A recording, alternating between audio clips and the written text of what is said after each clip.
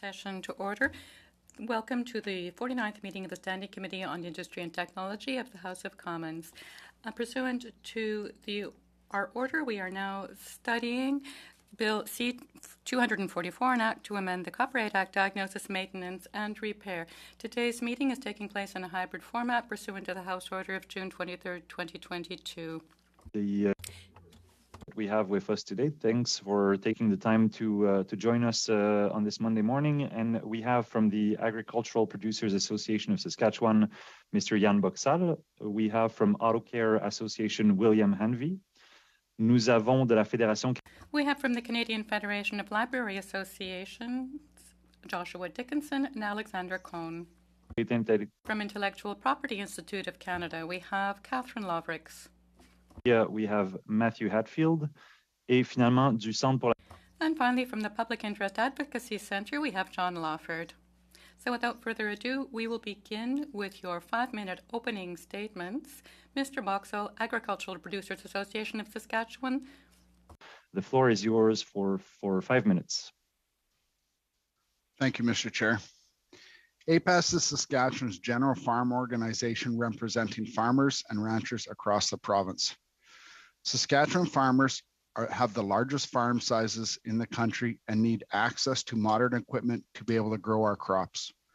In the last decade, farm equipment has gone through a significant amount of modernization. This modernization has been part of the story that has made Saskatchewan the world's most sustainable place to grow food, fuel, and fiber. With the integration of digital and mechanical tools, we can do so much more with less. And we are 30 years ahead of the rest of the world when it comes to section control, zero-till, and precision agriculture. Being world leaders in sustainability comes with added costs. Producers will spend millions of dollars this year on new pieces of equipment. In 2021, 5% of all farm expenses went to equipment. This does not include the fuel to operate them. Saskatchewan has a very short growing season, which means that farmers' work is very time sensitive. During harvest, seeding, and other critical production times, if a farmer misses a single day of work, that can affect in quality, quantity, and the value of their crops. This can result in thousands of dollars of loss to the producer. Being able to repair a piece of machinery in a prompt manner is extremely important. Typically, most of this work can be done on the farm by producers. Farmer can also go to a dealership or by getting work done by a third party or aftermarket repair shop. The current Copyright Act, however, has limits of what producers can do on the farm and what aftermarket repair shops can also do. Instead, they are required to go to the dealership for these repairs, adding additional delays and expense to getting the work done. Ultimately, this adds an extra barrier and constraint to getting repairs done in a fast and efficient way. In fact, this can be so extreme that some producers will move to purchase replacement equipment just to keep production going. So when equipment breaks down, unable to get it repaired, they will have an added cost at that time to replace that piece of equipment. Amending the Copyright Act to extend the work that producers and the aftermarkets can do is essential to keeping the market transparent and competitive. Producers aren't looking for ways to get out of safety control features or emission controls. We want to be able to repair our equipment in the most efficient and cost-effective way for our farms. Producers instead are looking to see amendments that will update the Copyright Act to the 21st century agriculture and bring it into line with our international counterparts. Saskatchewan producers continue to have a good relations with their equipment dealers, and we value the knowledge and experience that they bring to the industry. We value the innovation manufacturers are continuously making to help make agriculture successful. Producers, however, want more flexibility and ability to control their costs. Changes to the Copyright Act would facilitate this. Our machinery and equipment have allowed us to achieve this, but it also means that our expenses are high and we need to have the ability to control the costs in all ways. I thank you for the time to be able to speak on behalf of the agriculture industry on this important matter. and APAS intends to submit a brief to this committee before the end of your discussion. Thank you, Mr. Chair. Thank you very much, Mr. Buxell. Much appreciated. We'll now turn to the Auto Care Association. So, Mr. Hanvey, the floor is yours. And I believe you're on mute. I made a mental note not to do that. So, thank you again, Mr. Chair, and thank you, honorable members of the committee, for the opportunity to speak before you, to speak to Bill C-244. My name is Bill Hanvey. I am President and CEO of the Auto Care Association, which is based in Bethesda, Maryland, just outside Washington, D.C. The Auto Care Association is the voice of the approximately $400 billion United States auto care industry. We provide advocacy, education, networking, technology, market intelligence, and communication resources to support the collective interests of our members, which are companies that provide quality parts, products, and vehicle service and repair for all of the 290 million vehicles on the United States roads today.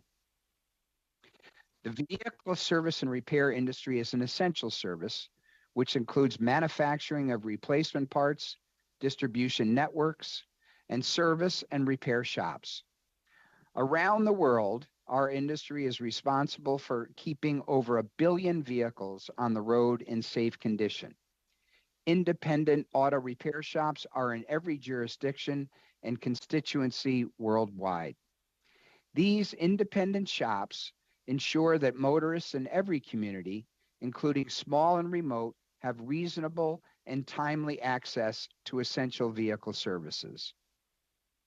Across the globe, consumers are facing a significant threat to their right to repair their vehicles at the auto repair shop of their choice. Vehicles are increasingly becoming like cell phones, connected wirelessly at all times. These connected vehicles collect thousands of data points on the health of vehicle systems. The automakers then transmit these data to themselves wirelessly, precluding access to the data by independent repair shops. Without access to these data, there are significant risks to the automotive aftermarket. For example, without access to data, independent auto repair shops cannot service a vehicle, and it becomes more difficult to ensure vehicles are operating as efficiently and safely as possible. Moreover, consumers will lose the right to repair their vehicle at the auto repair shop of their choice. In the United States, approximately 70% of post-warranty repairs are currently handled at independent repair shops. This open, fair, and competitive automotive aftermarket needs to be protected to meet consumers' needs. The Auto Care Association supports the intention and principles behind this bill. Bill C-244 is a step in the right direction when it comes to leveling the playing field for service and the repair of consumer goods, something that is of importance not just to the automotive sector, but to many others. This bill comes at a critical moment when manufacturers of goods, including vehicles, have become increasingly sophisticated in their ability to create a closed loop for service, diagnostics, and repair. Auto Care Association supports this proposal to expand exclusions from software circumvention prohibitions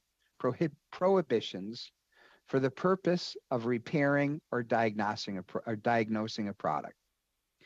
While this exemption is similar to an exemption available under its sister law, the Digital Millennium Copyright Act in the United States, we believe that this provision is superior since the current U.S. law requires industries to seek a product-specific exemption every 3 years. Further, it appears that the exemption in this legislation also includes the availability of circumvention tools used by independent repairers to diagnose and repair a product. The inclusion of this provision should increase the effectiveness of this legislation in preventing manufacturers from using software to impede competition in the repair industry.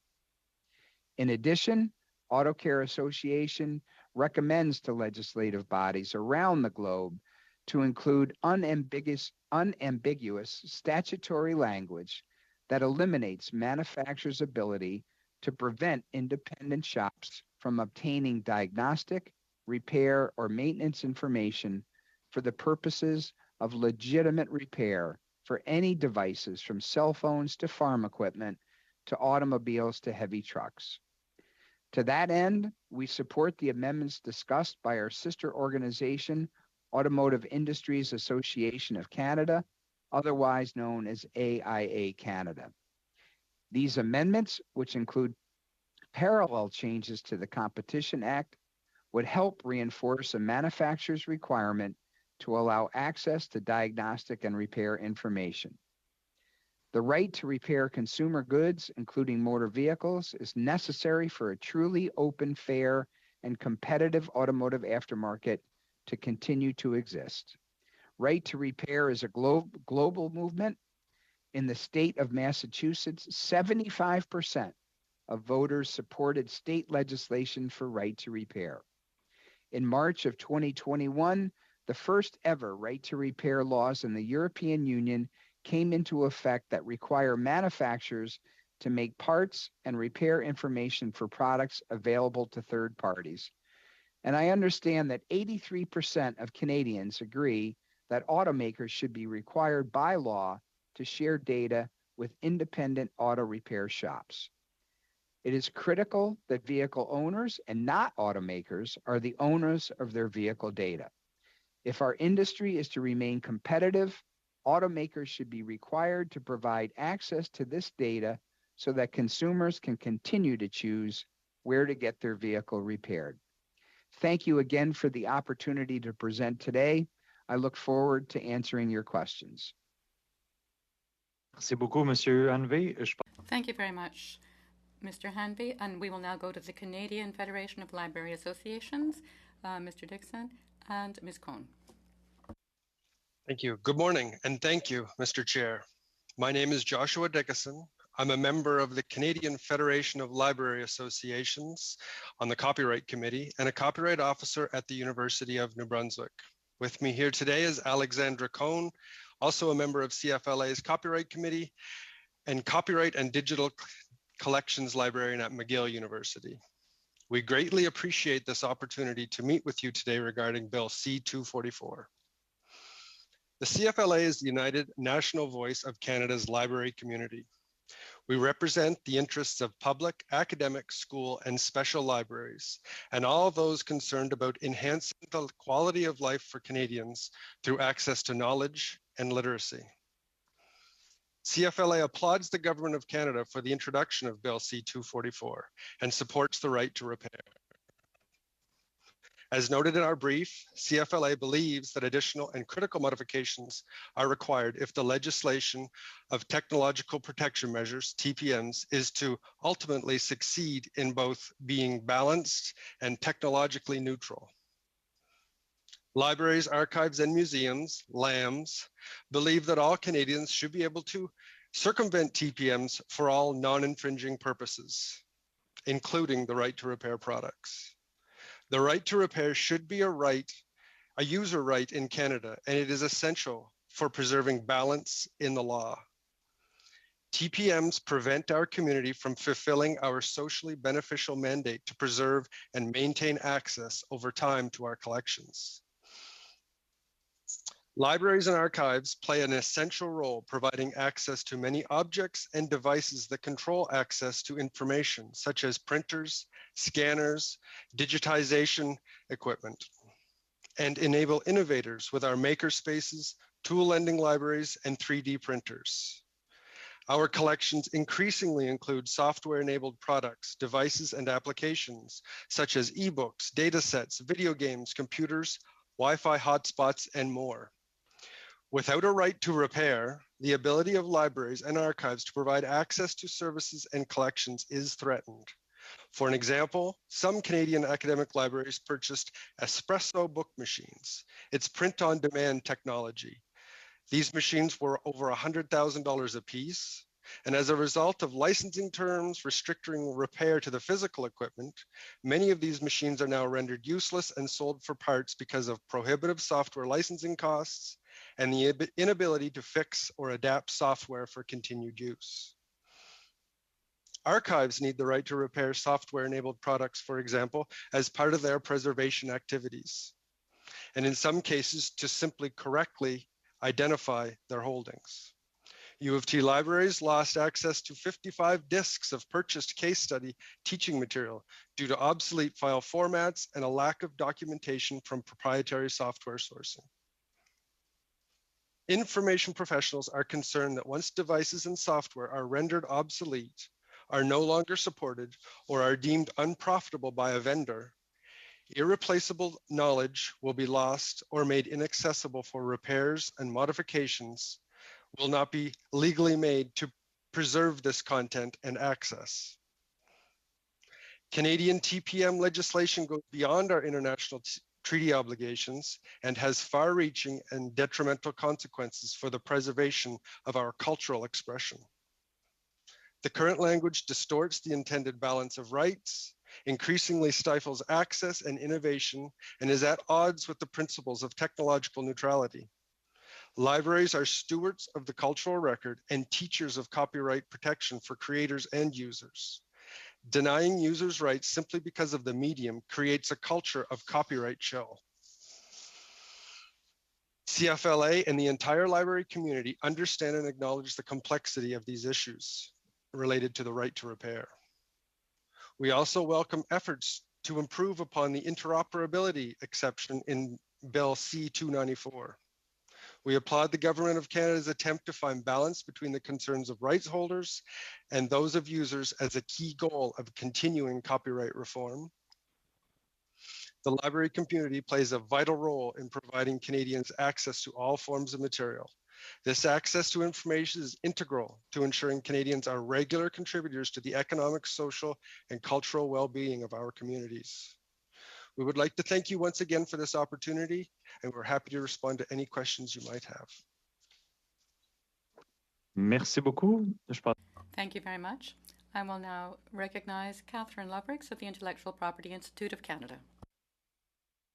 Mr. Chair, honorable members, on behalf of the Intellectual Property Institute of Canada, thank you for the invitation to appear as part of INDU study.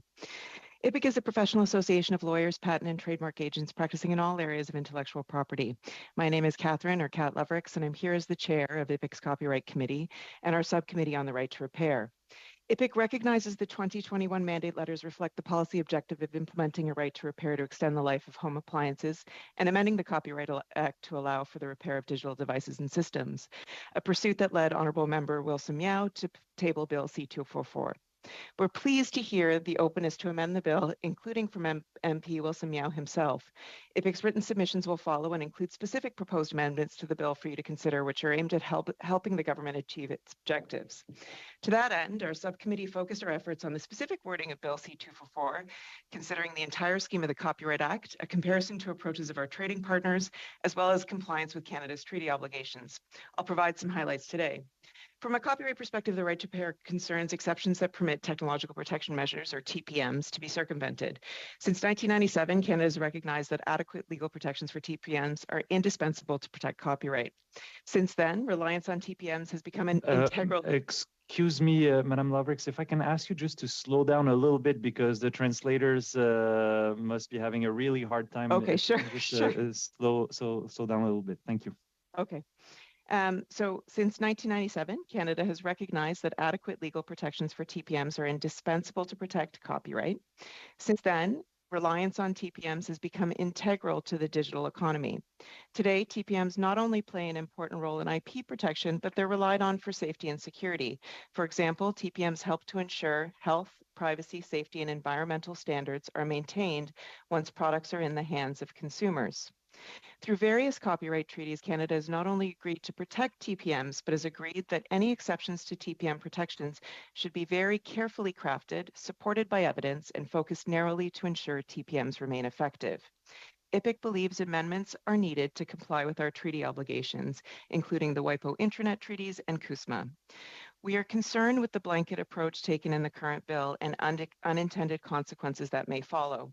We heard Honorable Member Wilson Meow, among other witnesses before the committee, discuss the need to develop a right to repair framework. We agree a framework is required. In particular, IPIC supports evidence-based exceptions that permit circumvention of TPMs to enable a right to repair. We recommend that goods that benefit from the exception be specified in regulation subject to a framework that assesses the specific use case. We propose a regulatory framework that would consider factors including that the TPM is indeed demonstrated to have an adverse impact that warrants circumvention, that enabling access to computer programs would enable repair and not copyright infringement, and that circumvention does not carry risks to health, safety, privacy, and security. Such a framework would comply with our treaty obligations, better align with our trading partners, and manage other risks, all while aiming to achieve the policy objectives set out in the mandate letters. Further, and importantly, IPIC is of the view that the exception should not enable distribution or trafficking in circumvention tools. We recommended that the bill be amended accordingly and to instead enable service providers to exercise the right to repair on behalf of consumers. Any exception that would permit distribution of circumvention tools raises serious concerns. For example, as stated in the WIPO guide on the Internet treaties, once placed on the market for a specific purpose, such tools would then become available for all to use with impunity. Permitting sale of circumvention tools is not only out of step with our trading partners, but also inconsistent with the evidence before this committee. Many witnesses have discussed the importance of this bill enabling a robust aftermarket repair service industry. Those comments appear to misunderstand the bill. The bill as drafted does not introduce an exception for service providers, and IPIC proposes the bill be so amended. IPIC also recommends amendments to ensure that what constitutes a repair is understood to be the proper functioning of a product according to its approved specifications. We believe it's important to be clear that the bill enables repairs and not modifications. Manufacturer specifications aim to comply with standards to protect the environment as well as health, privacy, and safety of Canadians. IPIC also encouraged studying the right to repair in the context of the commercial rationale for manufacturers disclaiming liability and voiding warranties if a product is tampered with and or updated with unauthorized aftermarket parts. As TPMs are an essential safeguard to the digital and connected economy well beyond IP, circumvention should ensure repairs are safe, they do not risk health, personal injury, or property damage, maintain security, such as protecting the personal information of Canadians and preventing interception to gain unauthorized control over a consumer product. This is particularly important given the explosion of the Internet of Things and computer-controlled products like self-driving cars, and in a time when hacking and ransomware are pervasive along with state-sponsored terrorism. Finally, we also recommend small technical amendments to the bill to address redundant reference to computer program in Section 1 of the bill. A computer program is a work. In sum, our proposed amendments provide a framework for case-by-case assessments that would consider the risks and benefits. IPIC recognizes that Bill C-244 is only one piece of a framework, and a robust framework would involve other areas of law, with provinces at the forefront of facilitating a meaningful right to repair. I thank you all for your time, invite any questions you may have, and direct you to our brief and proposed amendments, which will follow shortly. Thank you very much. We'll now turn to Mr. Hatfield from Open Media. Good afternoon. I'm Matt Hatfield, and I'm the campaigns director of Open Media, a grassroots community of nearly 300,000 people in Canada that work together for an open, accessible, and surveillance-free internet. I'm speaking to you from the unceded territory of the Stolo, Tsleil-Waututh, Squamish, and Musqueam nations. I'm thrilled to be here to tell you that Copyright Act Amendment Bill C-244 is critical and common sense legislation that you should pass immediately. Canadians need full ownership of the products we buy, and that means being able to get them diagnosed and appropriately fixed by anyone we choose, including ourselves. Bill C-244 will help us do this. Digital technology is increasingly built into everything. Not just computers and phones, but cars, appliances, and even clothing are now digitally intelligent and connected. We're seeing the birth of the Internet of Things, a world in which everything we own can digitally communicate.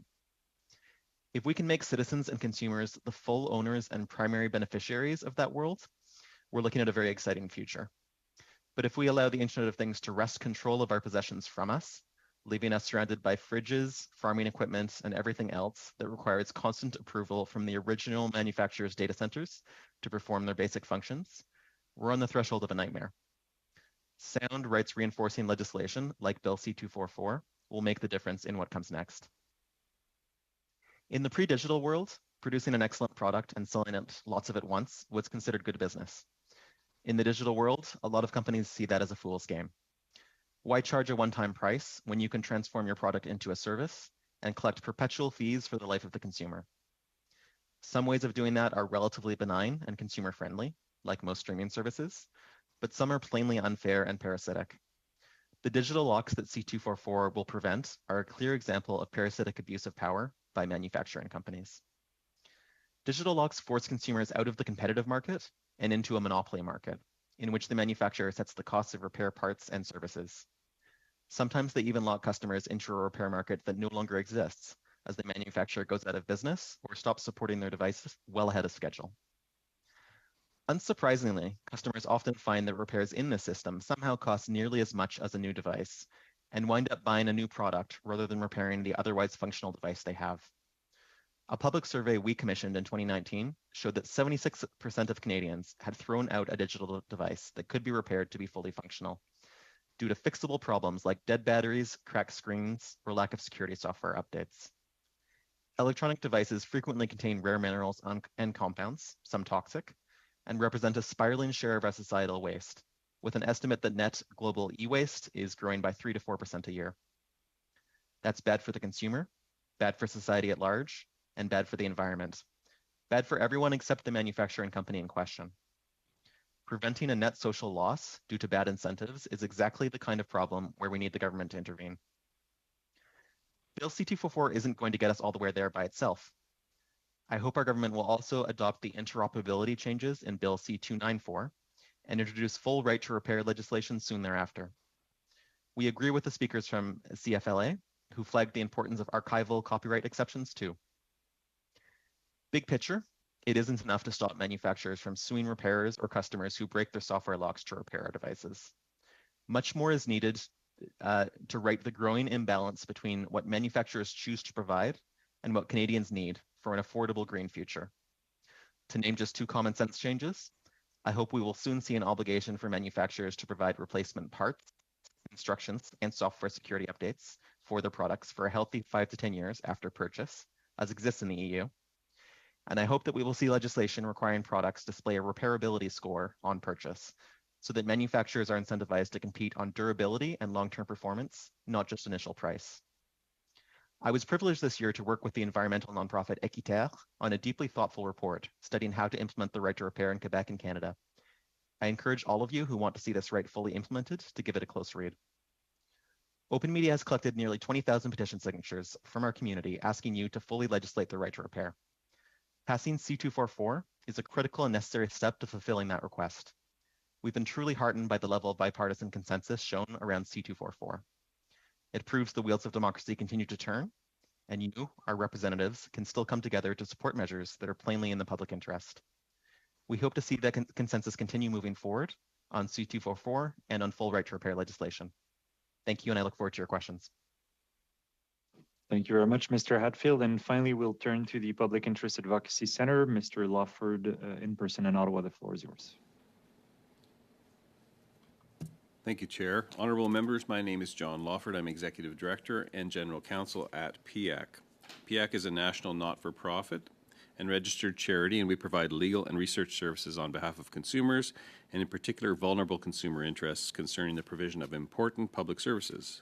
And PIAC has been active in the digital consumer protection world for over 20 years. PIAC supports Bill C-244's creation of an exception to technical protection measures under the Copyright Act to allow consumers and businesses to circumvent TPMs for the purposes of diagnosing, maintaining, and repairing a consumer product in which a computer program is embedded. PIAC believes that consumers should have the option to repair their own products or select repair providers of their choosing. The fact that mechanical or electrical parts have been replaced by software in many consumer goods, such as household appliances, medical devices, and vehicles, must not impede this possibility. Currently, consumers cannot circumvent legally TPMs, and as a result, they are forced to use manufacturer repair services or manufacturer-endorsed authorized repair shops when something goes wrong. This restricted access makes it possible for manufacturers to set inflated prices, extend timelines, disconnect users' access when TPMs are circumvented, prevent users from accessing their own data, and create other unfavorable conditions for product utility and use, which can harm consumers financially, emotionally, and even physically. If the product needing repair is a tool required for work, such as a vehicle or a table saw, then manufacturer-imposed repair restrictions can potentially lead to job insecurity. Consumer inability to circumvent TPMs can also create life and death situations. Under the current regime, many people who own software-integrated medical devices, such as insulin pumps and oxygen machines, cannot fix the medical equipment themselves, nor have qualified technicians service their devices without authorization from the manufacturer. This inability to seek out quicker or more cost-effective solutions places strain on these consumers and may result in them under-servicing or needlessly replacing incredibly vital, expensive medical equipment. The effects of limited repair options have only been exacerbated by COVID-19 pandemic, which is creating workflow disruptions, supply shortages, and reduced access to in-person services. The expression of the repair right in Bill C-244 indeed covers a wide and generic range of software-enabled products. This aspect of the bill is a strength and is not overbroad. This means that it applies to a piece of farm equipment, to a thermostat, a medical device, or a gaming console. This wide scope is needed to avoid siloing variable consumer rights in particular products. Diagnosis, maintenance, and repair are all related acts that further the public interest, and the aims of that are consumer freedom and right to use their own legally owned items, extension of the useful life of these products, avoidance of the consumer costs and environmental harm from needless disposal of workable products, which often contain, as mentioned, toxic or precious, expensive to obtain materials and minerals, as well as increased control of the timing and expression of consumer demand that can lead to increased competition, consumer choice, lower prices, improved customer service, greater innovation, and support of small local repair businesses. I'll speak briefly to what's missing in the bill. Both interoperability, which has been mentioned, is the subject of another bill, but also consumer manuals. So the bill does lack an exception to copyright infringement that allows consumers to find, reproduce, and disseminate information such as diagnostic codes and repair manuals for the purpose of facilitating repair. This exception would be complementary to the TPM exception at issue in this bill and would better support the development of a repair market. The new repair information right would be a species of fair dealing. Repair information requirements could be limited to personal, nonprofit, or commercial contexts, depending on where Parliament draws the balance between original equipment manufacturers and repair rights. So, without dealing in detail on interoperability, I'm happy to take questions, but it could either be in this bill or in 294. The scope of interoperability, I think, is the issue, and whether we put a definition of interoperability into the Copyright Act in the section under consideration here or in a different bill or act is something that we can discuss. In conclusion, PX supports Bill C-244 as a necessary consumer protection in the digital economy, and I thank you and look forward to your questions. Merci beaucoup, Monsieur Lawford. Thank you very much, Mr. Lawford. To launch our discussion, without further ado, I will cede the floor to Mr. Perkins for 6 minutes. For appearing on this important bill, and Mr. Lawford in particular for coming in person. We appreciate that.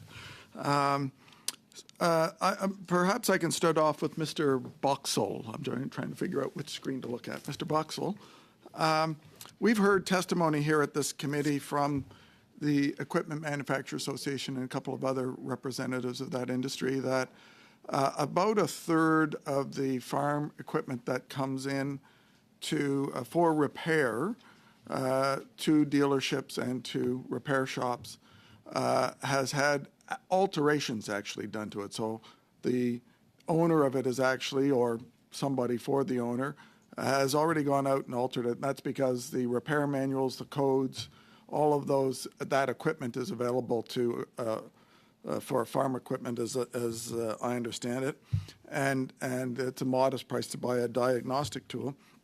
And the two primary things that it has been used for is to up the horsepower of the motor, which puts it out of sync with the transmission and causes issues, and also the removal of all the emission control devices, which causes it to use less fuel, but obviously without any emission controls, it causes other impacts on the environment. So while this bill is well intended, some industries, like the farm equipment industry, actually show the way of what may happen if there aren't restrictions on alteration. So could you comment, first of all, on the alteration that happens currently?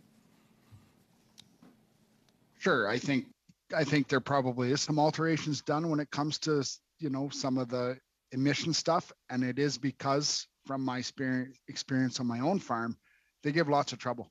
They give lots of software trouble. They give lots of trouble that is hard to fix. Like days and days and days we lost at one point on a combine that was giving us emissions issues. So I understand, the frustration from the producer standpoint to alter it. But I also think within the act that there's an opportunity to limit that.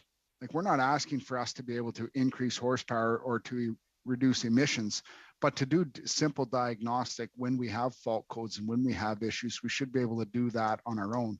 And yes, manufacturers have put in ways to do it remotely. That's all fine and dandy if you live in Toronto.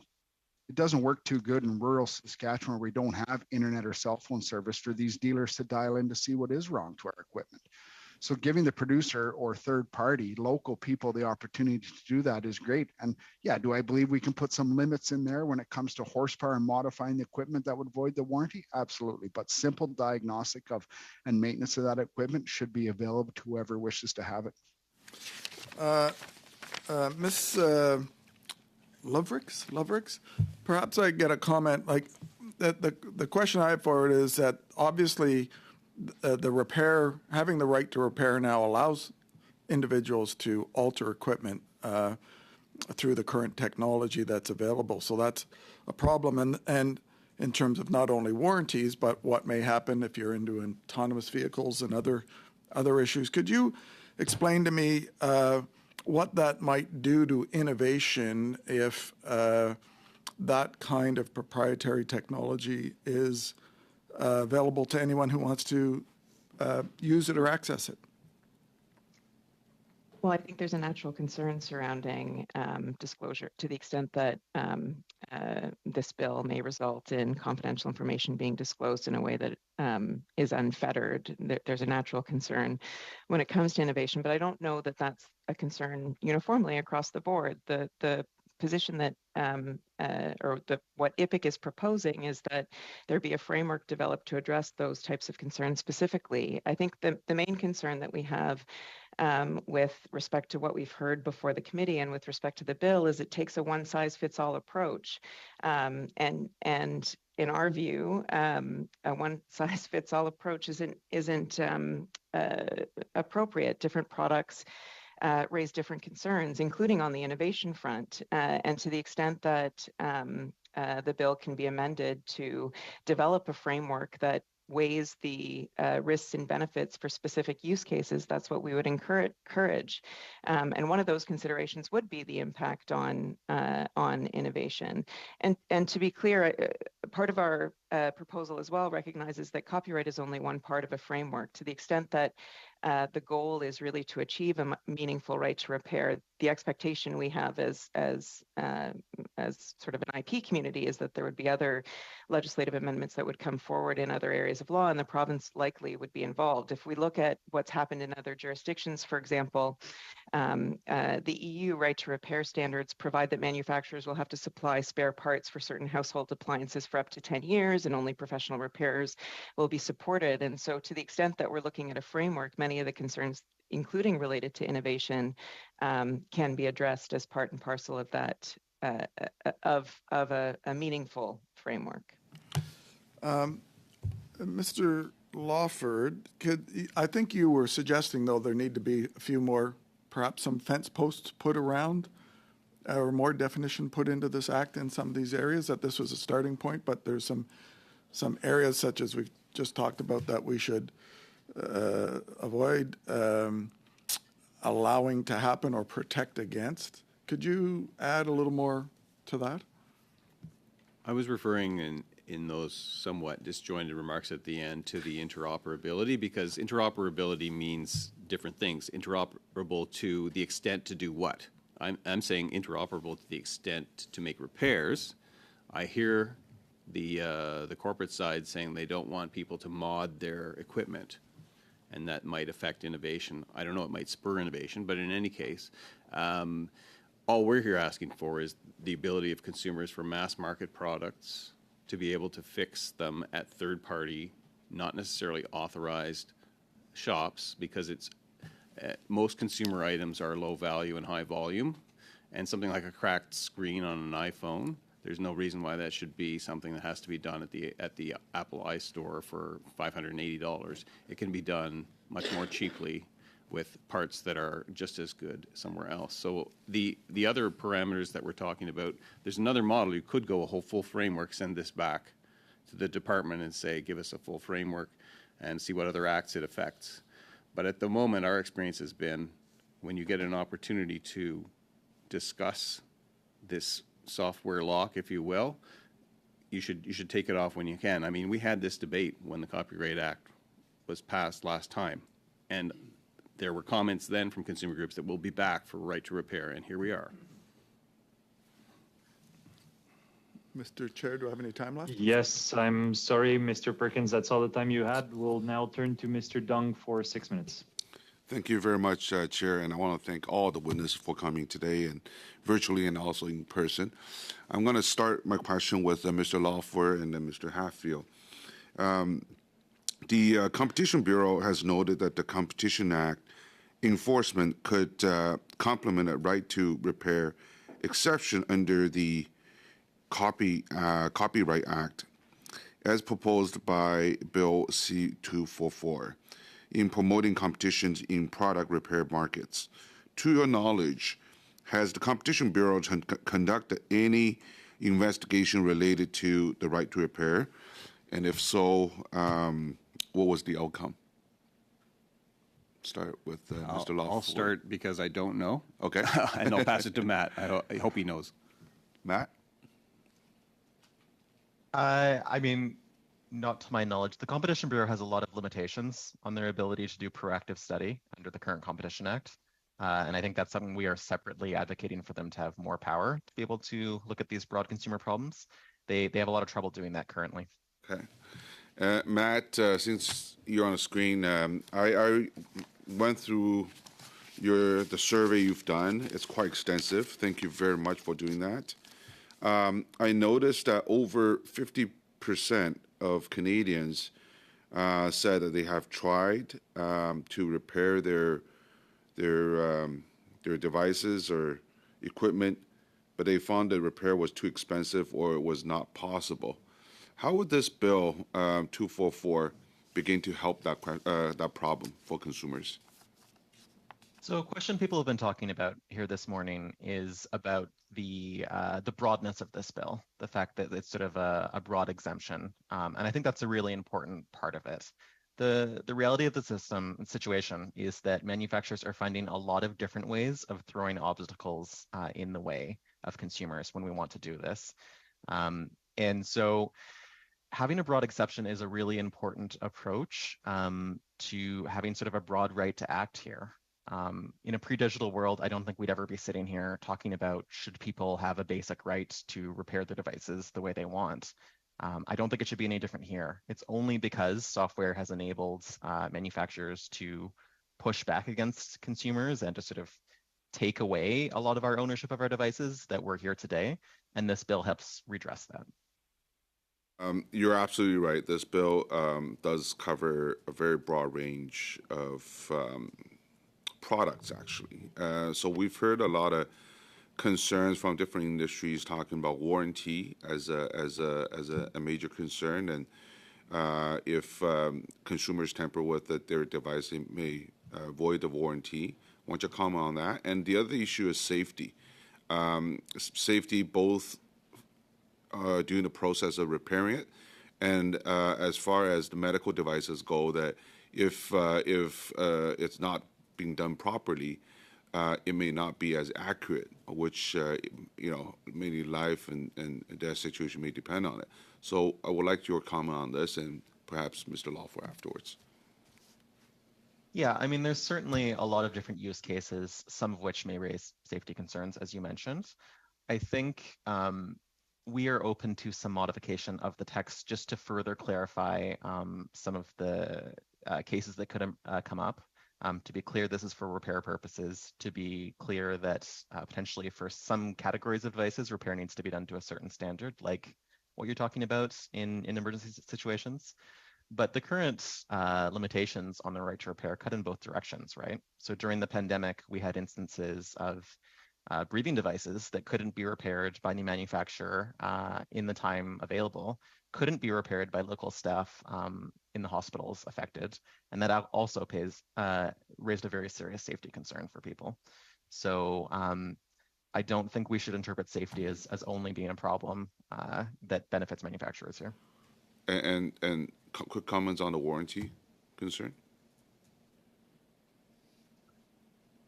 Okay. I mean, maybe, I guess. I don't think that's the primary barrier most consumers are facing. In most cases, they're out of warranty when they're seeking repair. So I don't know that it's a major portion of this bill either way. I'm not sure. Other folk might have other views. Okay. Same questions to Mr. Lawford. Just on the last one, I'd say consumers are fairly conversant with making unauthorized repairs, voiding their warranty. I think they expect that. So I think they'd make this trade-off in the ability to go aftermarket. Your first point, something like an insulin pump, I would hope that Health Canada would add any additional concerns through their legislation. I get the point. But again, if we're back to repair as being the standard rather than modification, perhaps that could, if there were a little more language in the bill, perhaps that could lead to some more comfort. Great. How much time I have, Chair? 40 seconds. Okay. So very quickly, Mr. Lawford, any suggestions on a possible amendment to make this bill more focused and perhaps as a stepping stone for further legislative amendments to ensure a right to repair? Yeah, I'm actually don't have the bill right in front of me, the text. It's my mistake. But the definition of repair would be a place to go and try to add additional detail. Great. Thank you. Thank you, Chair. Thank you very much. Mr. Dung will now turn to Monsieur Lemire pour 6 minutes. We now turn to Mr. Lemire for 6 minutes. Thank you, Chair, and thank you to all our witnesses for being with us here today. I would like to begin with Mr. Lawford. You gave us a definition of interoperability, and I'd like to hear your definition of interoperability and like to hear also how we can render it more accessible in this bill. Thank you for this question. I will give you an answer in English.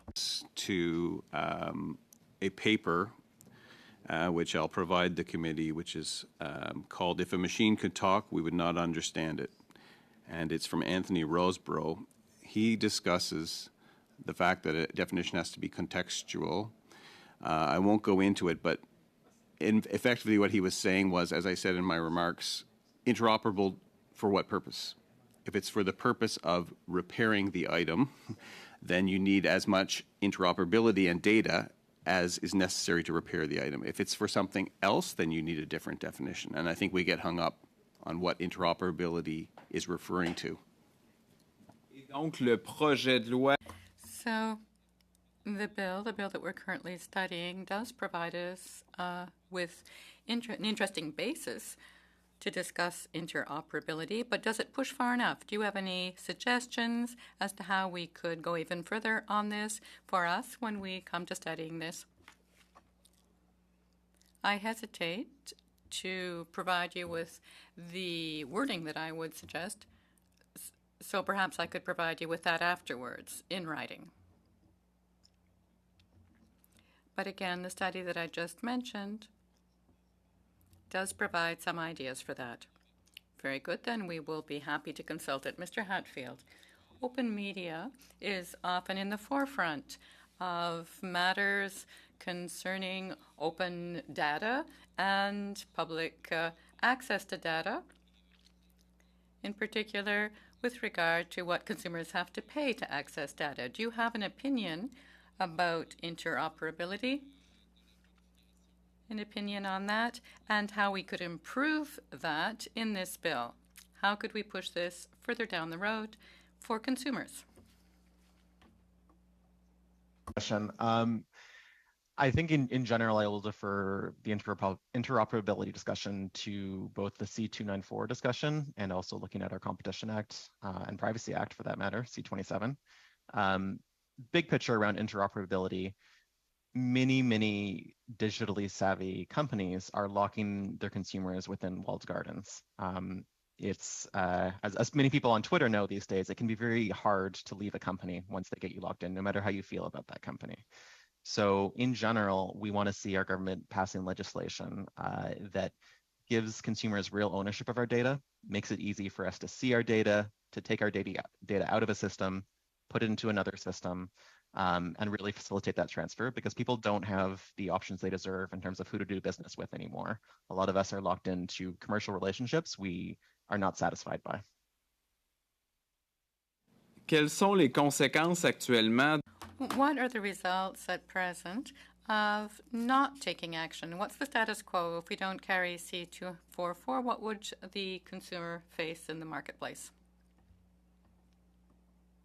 I mean, we're seeing a world in which physical devices don't work like we think physical devices should anymore, right? So folk from farmers and auto workers are speaking about this, but it's there's sort of there's whole followership on the internet of Internet of Things misfires, and people who buy, a refrigerator, a fryer, a car, even honestly soon clothing is coming, where you might just find that, that manufacturer's gone belly up, there was a change in investment, maybe they changed their product line, and this important physical part of my life that I thought I had 5 or 10 or 20 years of service out of, it turns out you got a year and a half. So fortunately, I think most of us don't have entirely smart devices households yet. But as we move to a world where more of us will, we need to get these kind of pro-consumer bills passed so that we're not completely beholden to manufacturers, so that if we find ourselves in a situation where manufacturers are failing their duty to us, we can take action to redress that balance. Merci beaucoup. Thank you very much. Mr. Boxall, you told us about how important it is to be able to repair agricultural machinery, because otherwise it has an effect on a farmer's operations.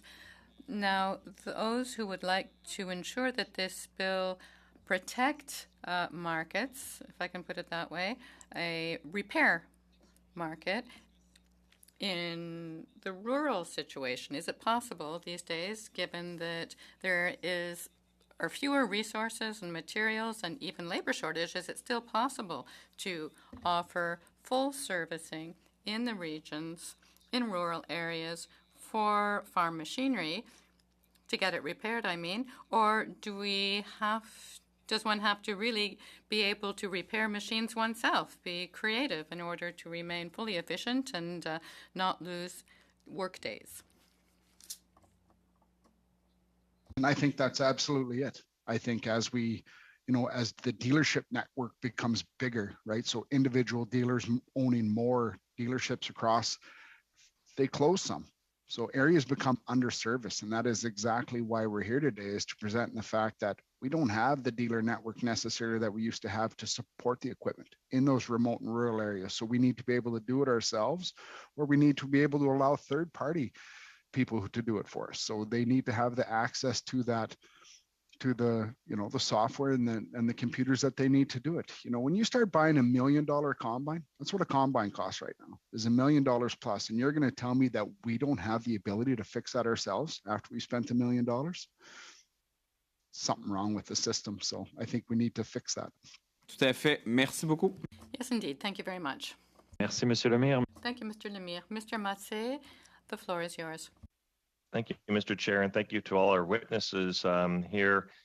Mr. Hanvey, about 10 years ago, I worked with your sister organization, still do work with them, AIA here, with original right to repair legislation focusing on the automotive aftermarket.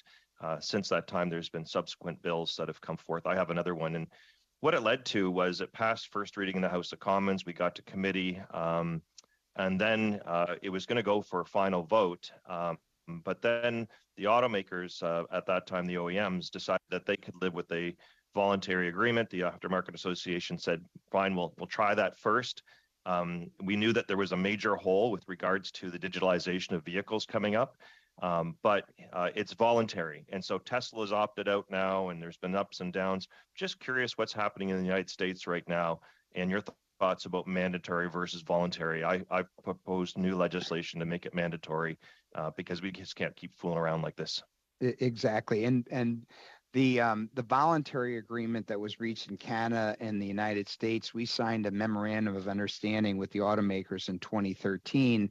While they're good in spirit, they're not necessarily good in enactment. So the first thing is that the voluntary agreements do not address the telematics aspect, which is the wireless transmission of the data from the car. And thus, the current MOUs that are in place don't apply to the current technology that is on the road today. Secondly, the voluntary agreements are not enforceable. There's no legally binding enforcement mechanism that requires the OEMs to comply. The automakers are not required to participate. And you mentioned Tesla, and that's a perfect example. They're not providing data to anybody at this point other than to their own network. The MOU framework requiring OEMs to share the same data with authorized dealers and independent repair shops, it doesn't work in a direct sales model. So the OEMs are trying to actually shut out some of their own independent dealers and work with only their authorized dealers. So the fact of a voluntary agreement, as I mentioned, is good in spirit. It does not necessarily work in the real world.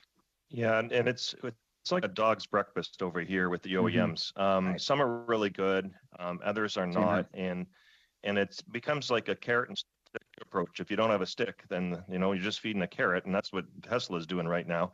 Right. And you're getting the same thing over there. Then is that correct? Most certainly. Yep. Yeah, it's ironic because they want the same standards from consumers and expectations, but they won't provide the same over here. I find that even, and I'll go down to Mr. Lawford and Mr. Hatfield. I find over here, Canada is still treated as a colony in many respects to consumer issues because our competition laws need to be updated. And it's funny because I hear these arguments that, you could make the same arguments that some of these OEMs are making now for the screwdriver and hammer. It's public safety. We're too concerned with people that, hurt themselves and they're going to damage things.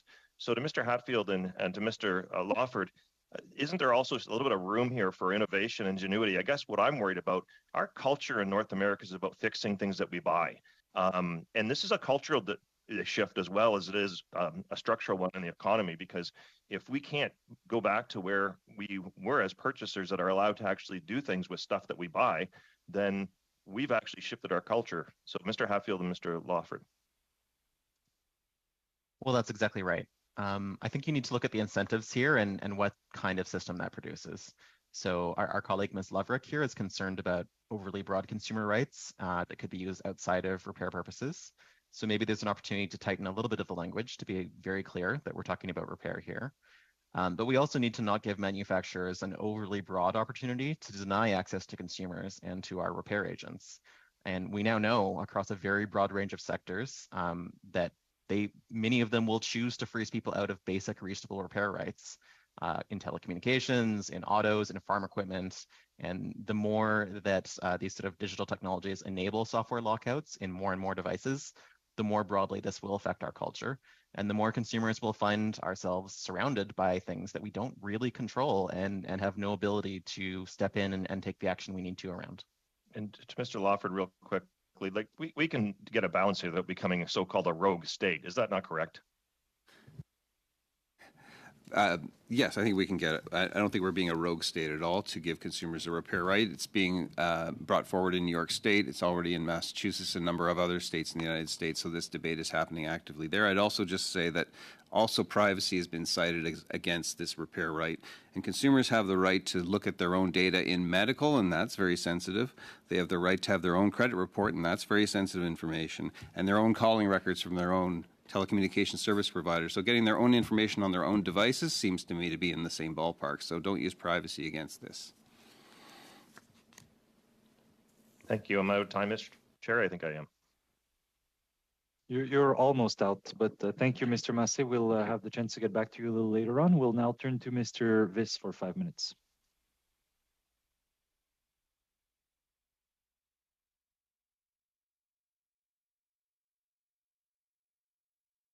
We can't seem to hear you, Mr. Viss.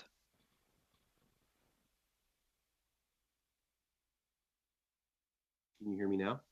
Yes, we can.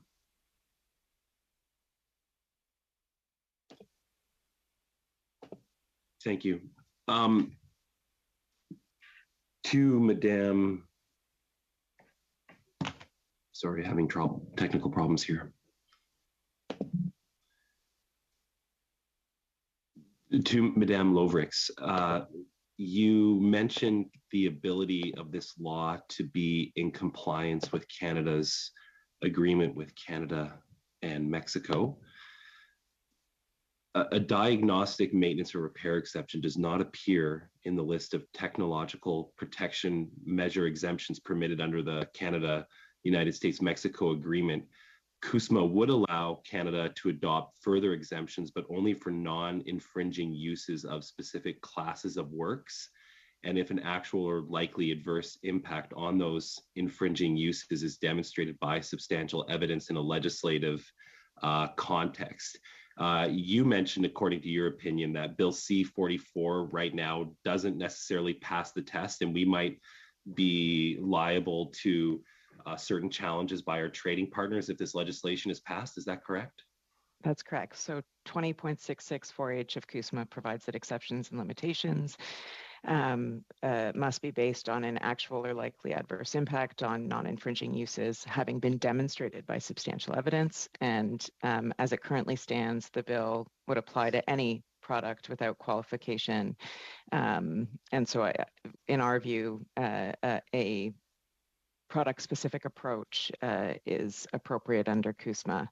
And then there's also 2665 of CUSMA that provides that any new exceptions or limitations to circumvention laws shouldn't impair the adequacy of legal protections or the effectiveness of legal remedies against circumvention of effective technological measures. And our concern on that front is that the current approach with respect to permitting devices and technologies, so the exception being focused on basically permitting anti-circumvention tools to be sold onto the market as opposed to enabling a service provider model, in our view, raises concerns under that provision.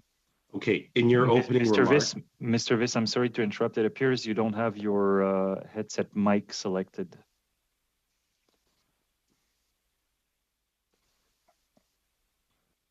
I'm going to run a test right now. I think that's better. I'm just looking for the clerk. Test. Now I'm working. Can you hear me? Good to go. Okay, thank you. In your opening remarks, you suggested that you were generally in support of the bill, subject to the amendments that you're going to bring forward to us. Is this bill salvageable from a trade perspective? With certain amendments, or do you think we should be opposing this bill because of the trade ramifications it poses, as you just outlined? We believe it's salvageable, provided amendments are made, and we will be providing amendments that would aim for a regulatory approach, and then should the government not proceed with a regulatory approach, we would be providing amendments to the bill, proposing rather amendments to the bill that would effectively address various factors. So generally speaking, some of which Mr. Hatfield spoke to, sort of putting parameters around what it means to be, what repair means, diagnosis, maintenance, and repair, sort of blocking that in and setting out factors that would basically address what classes of products would benefit from the right to repair in a manner that is consistent with both CUSMA as well as the WIPO Internet treaties, including that there is some substantial evidence, rather, to demonstrate that in fact circumvention is needed in order to facilitate the right to repair in a manner that does not result in infringement. Okay. One of the things I'm struggling with as a legislator is that every time we discuss this bill, I'm hearing from another set of witnesses with industry-specific concerns. If we're applying a regulatory framework for a bill with such broad-reaching implications, and I'm not necessarily opposed to this bill, but I want to get this bill right. If we're applying a regulatory framework, that's putting a lot of work for the public servants responsible for the Competition Act and probably a whole host of other legislation that products are subject to in Canada.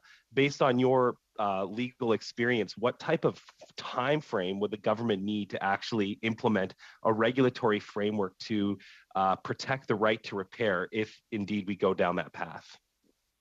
Well, it will depend on how quickly the government moves and what classes of products are identified initially for the purpose of regulation. And in our submissions, we were very much aligned that a regulatory framework is appropriate, but should that not be the direction that the government opts, we are providing alternate amendments to the bill to at least address the high-level concerns.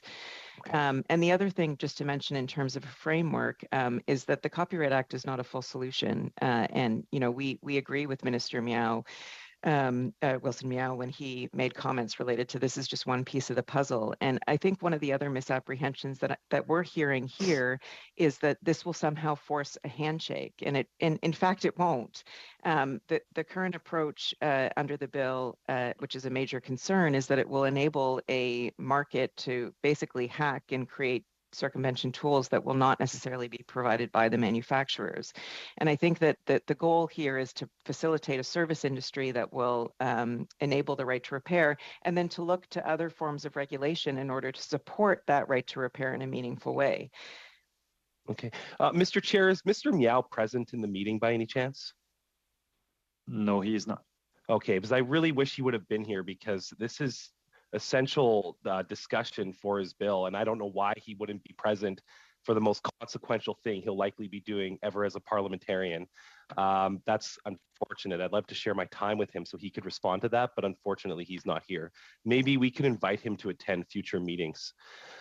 How much time do I have left? Point of order. You don't have... Point of order, Chair. Yes, Mr. Dong.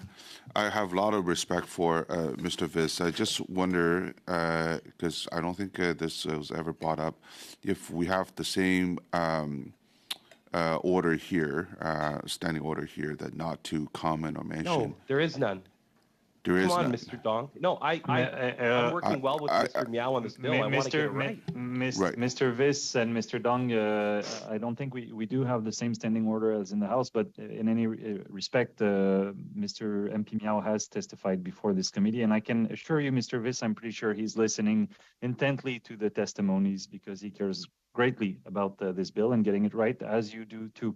He does. But that is all the time you had, Mr. Viss. We will now turn to Mr. MP Gahir for 5 minutes. Great. Thank you, Chair, and thank you to the witnesses for appearing before the committee. My questions are for, at least the first ones are for Mr. Lawford. So in the previous meeting on Bill C-244, the committee heard from manufacturer representatives about how TPM measures can be circumvented for unauthorized purposes, for example, to improve the performance of vehicles and equipment in a manner that may not be entirely safe. My question is, to what extent, if at all, would Bill C-244 make this practice more common? And the reason I ask this question is because, there's no way that the Copyright Act is the only thing preventing unauthorized circumvention of TPMs. There has to be other laws and regulations in place as well. Right. I understand there are occasionally safety regulations and other things that might be also covering the situation. But the trouble, I think, Mr. Gahir, is that the copyright TPMs are affecting real-world products, and it's kind of an overreach from our point of view. So that's where when you're taking the copyright TPM violation out of repair, what you're really doing is you're removing the ability of manufacturers to sue people out of existence. And really that's what we're here for today. And what we're saying is there is more benefit to allowing more repair rights in consumer products, and that having the TPM extend to software and computer programs as copyrightable things, and yet those computer programs are now in what we used to use as regular devices like combines, is causing consumer problems. So I'm focusing on the Copyright Act because the Copyright Act is being used to squash consumer choice and innovation in product markets. Although I understand there could be sectoral concerns with auto safety or health devices. So I don't know if that answers your question. That's my best effort. Yep. No, that answers it partially. I think my question is, do you think this bill will make it more common that unauthorized circumvention happens? Or, you know, in my sort of understanding of this environment, if the circumventions, it's probably already happening, right? This bill isn't the only thing preventing it not from happening. And the Copyright Act, sorry. Yeah, no, but I guess when people say things are unauthorized circumvention, are they referring to the unauthorized part being the circumventing the TPM or causing some other kind of harm to the manufacturer? And I think that's where the discussion gets a little confusing. And as long as people pull those two apart, and we're talking about whether it otherwise harms the market or safety, apart from violating the TPM, then I think we'll have a more beneficial conversation. Again, I don't know if that answers your question, but yeah, I think that's exactly the point that I was trying to make. So, second question: under the Copyright Act, it's up to the copyright holder to enforce their rights, including provisions related to TPM measures. So, is it common for right holders to seek enforcement related to TPM measures and circumvention of TPMs? Well, they certainly spend a lot of effort on trying to defeat bills like this, but yes, there have been situations where manufacturers have gone after, especially aftermarket providers of auto parts and medical device secondary market manufacturers, and they do ask for either injunctive relief or for damages, which tends to knock those folks out of the market. So. I don't have examples for you in as many consumer product markets or specific examples, but I can try to find them. Great, thank you. If you could provide that to the committee afterward. I will. My third question is, so computer programs embedded in products are typically licensed to consumers because you can get fees for it every single year. To retain the right to use the program, they usually must comply with the license, which usually requires that you can't circumvent TPMs, for example. So a person could thus breach the license, losing the right to use the program, even if the Copyright Act otherwise allows them to circumvent the TPM. Do you think Bill C-244 goes far enough to overcome the challenge of license restrictions? It may not, and that's where we get into concerns about provincial jurisdiction, I think. If you're talking about consumer items bought in a particular place, I'm not sure where you would put that, perhaps in the Competition Act, to make sure the consumer has a right to, in effect, override that kind of stipulation in a contract or license. Great, thank you. So I saw Mr. Hatfield nodding as well. Mr. Hatfield, do you have anything to say about that? Yeah, I mean, to your point, people are going to make modifications to their devices no matter what we say here. And some of those people are going to be contravening the rules, but we're not stopping the most sophisticated users by denying basic repair rights. We're denying repair rights to ordinary law-abiding folk. And the portion I think that you're speaking to that goes beyond what we're doing here today, but needs to happen, is we need to reaffirm a reasonable basic set of consumer rights and expectations over the things that we own. The same way that if I owned a washer or a car or a phone, 40 years ago, I would have a pretty reasonable set of expectations about what I'm entitled to. That needs to be brought back into the law for the digital age. And part of what we're getting from C-244 and from the broader right to repair is redressing that balance, because things are swinging further and further against an ordinary person around these devices. Great, thank you so much. Thank you, MP Gaillard. Je passerai maintenant la parole à M. Thank you, MP Gaillard. And now, Mr.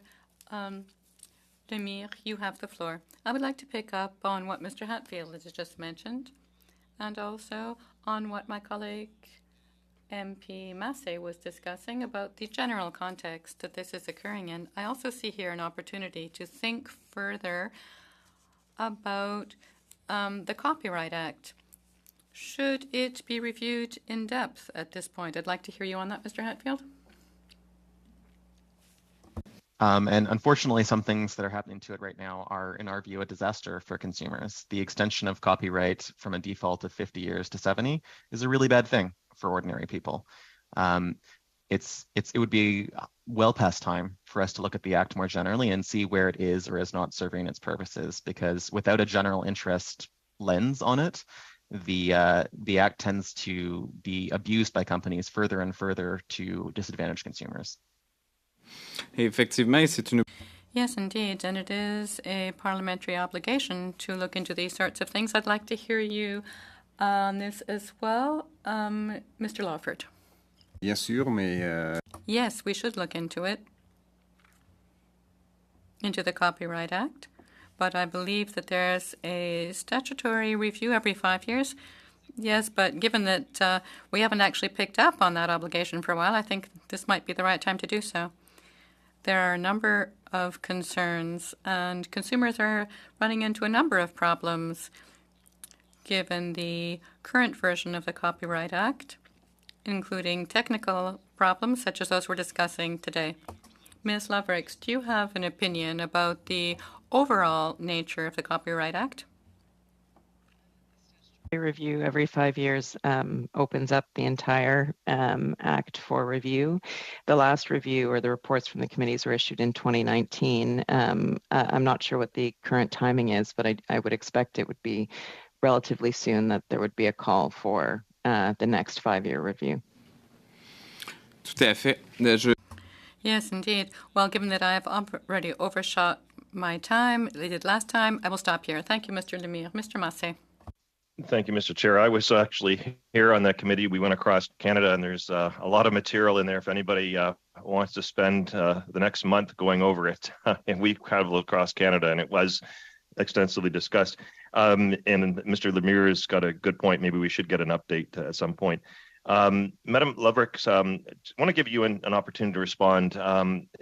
Since this has been going on for a while, maybe you can reflect it to the OEMs and why there isn't kind of more consensus to deal with this issue. My bill was 10 years ago. Since that, we have now a Liberal bill we're doing in front of us. There's a Conservative bill, and I know the Bloc Québécois has spoken, concerns about the treatment of consumers. So this seems to be gripping all political parties in Ottawa now. And what can it take, or how can we get, I guess, a better response for manufacturers to get some reasonable improvements?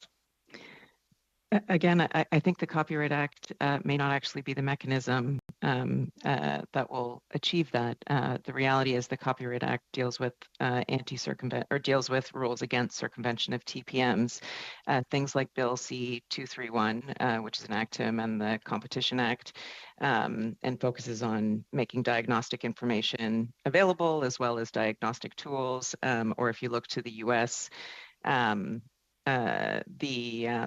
there's a model Right to Repair Act, which I think was the act that you were referring to in New York as well as Massachusetts. Those models, I think, are really what, or that type of a framework is, I think, what's, it's outside of the scope of copyright is sort of the punchline there. It's not, it's not under this umbrella.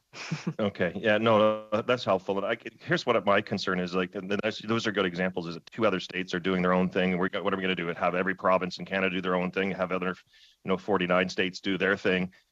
It just seems like a big mess. Is there, from your association's vantage point, is there kind of, is there understanding or a greater appreciation to the sensitivity of this issue across North America, and in particular to Canada? Our focus at the Intellectual Property Institute of Canada obviously looks at things through an IP lens and not through another lens. So our focus really was on the IP piece, and specifically on this bill. What I can say is when we were undertaking our research, we did look to the UK and the EU model, which I think I mentioned earlier, the EU really is aimed at a handshake. It's outside of the scope of copyright. But what I will flag there, and to underscore our basic perspective on the bill, is that even in that model, it is specific to certain categories of products. It's not blanket and across the board. Thank you very much. Thank you, Mr. Chair.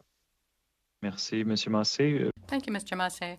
Mr. Généreux, you have the floor. Thank you, Chair, and thank you to all our witnesses. Mr. Hanvey, when it comes to data, you did bring up data. But just to be clear, I have a car. It's 2009, so there's no data in my car. It's not run that way. But today's cars often are using a lot of data. So who owns the data? When you buy a $50,000 or $60,000 car or a big combine for $1 million. Question before us. And today's vehicle, I would highly recommend that you hang on to your 2009, by the way. However, today's vehicles are technological wonder pieces. They generate 25 gig an hour of data that is received by the OEMs telematically. It's transmitted wirelessly. I wrote an editorial several years ago in the New York Times.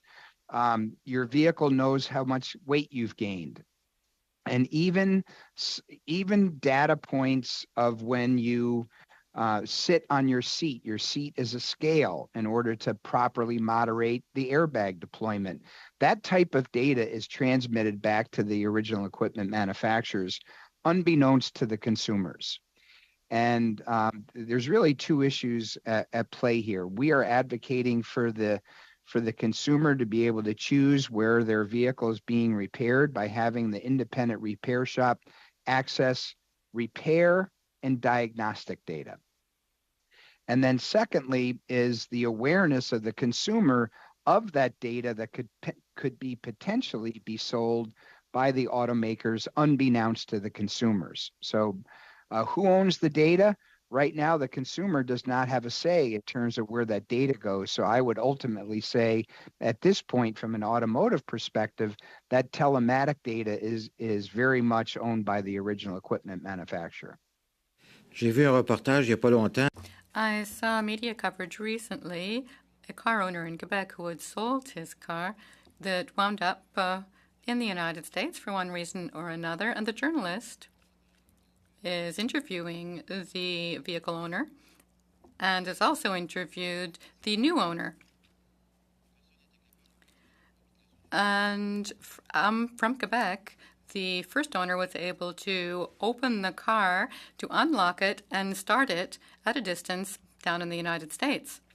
I'm not sure I would want such a car, but this certainly brought to mind that ownership, I mean, as of the time when you purchase a consumer good with current technology, the information that the vehicle is producing, shouldn't it be owned by the owner? We've heard witnesses who have told us about parts and local mechanics, you know, not being able to get them. There's no warranty on my car anymore, for example. So people can use the parts they wish, but they're concerned that, you know, your local shops will no longer exist in the future. Do you agree with that? Auto repair shops. That's a significant threat to the independent repair shops today. And you know, on the data, there's actually two issues, as you pointed out. Number one is the ability to access the data in order to properly repair and maintain that vehicle.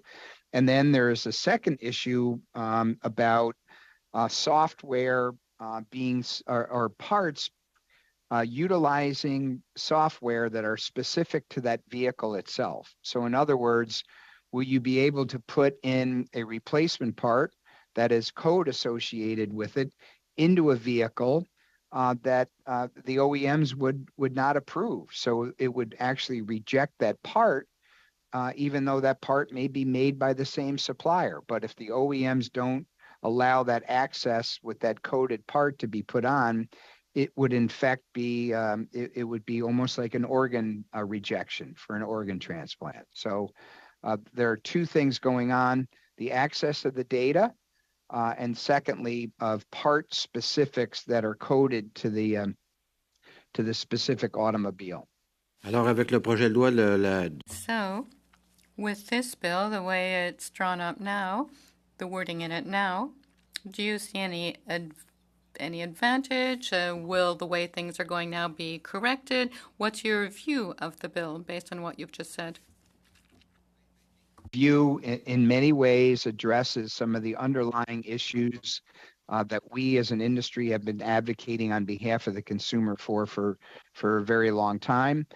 Is there always room for improvement? I'm certainly, from an industry perspective, everybody would like to include their particular portions, but from an overall perspective, I think it's a very important piece of legislation for consumers in Canada. Est-ce qu'il me reste du temps, Monsieur le Président? Do I have any time left, Chair? No, not really, Mr. Généreux. There will be more time at the end, but thank you for now. And I now recognize Mr. Fillmore. Thank you, Chair, and thank you to the witnesses for giving us your time and expertise today. We heard from Mr. Hanvey that owners, not manufacturers, must be the owners of their own data. We heard from Mr. Dickinson that owners must be able to circumvent TPMs to effect repairs, not modifications, where and how they choose, literally the right to repair. And Mr. Hatfield had some powerful language about protecting the rights of consumers over the profit of corporations. So I agree with each of these propositions. I did disagree with one of the amendments proposed by Ms. Lovricks, which seemed to want to shift the burden of proof from the owner when it comes to circumventing a TPM, where I believe the burden really should be with the manufacturer to show why and when the TPM should not be circumvented. In other words, the sovereignty of the individual must always come before the sovereignty of the body corporate. So that's where we need to get to, I think, with this act, with this bill. And we want to get the bill to a place that achieves those things. So, Mr. Hanvey and Mr. Lawford, how can we ensure that TPM circumventions ensure the right to repair but protect against potentially dangerous modifications? What do we need to change in this bill to achieve that? Mr. Lawford's in the room if you'd like to go ahead. Again, I think you have to go back to what we're talking about in terms of what repair means. So if the concern is that repairs that go beyond what is originally the original manufacturer's stipulations for how the product is supposed to operate, and it's overclocked or modded in some way that's not in the original specifications, that I can see being offside. And that kind of definition of repair to restoring to the manufacturer's operational specifications, I believe that's a good modification. So if that answers that part of the question. That does. Thank you, Mr. Lawford. Mr. Hanvey? I would concur, and what we're primarily interested in here is the diagnostic and maintenance data, not necessarily improvements or enhancements to the code itself or to the underlying code that's associated to the vehicle. We want the repair and diagnostic data specifically in this particular piece of legislation. Very much. Mr. Hatfield, could I ask you, as drafted, does the bill ensure consumers will own and have access to their own data in the way, in absolute terms, in the way that they want to, or do you feel that amendments are required right now? I don't think this bill covers that in itself. I think we need changes under Privacy Reform C27 to also guarantee that. I do want to flag in terms of the question of what is a repair. I think focusing on original functionality might be worth looking at rather than the exact state that a manufacturer handed it off in. So looking at the use case where a manufacturer goes out of business or stops supporting a device, you might need to quote unquote modify the device just to provide security protection or get it up to the standard that the device is intended to operate in.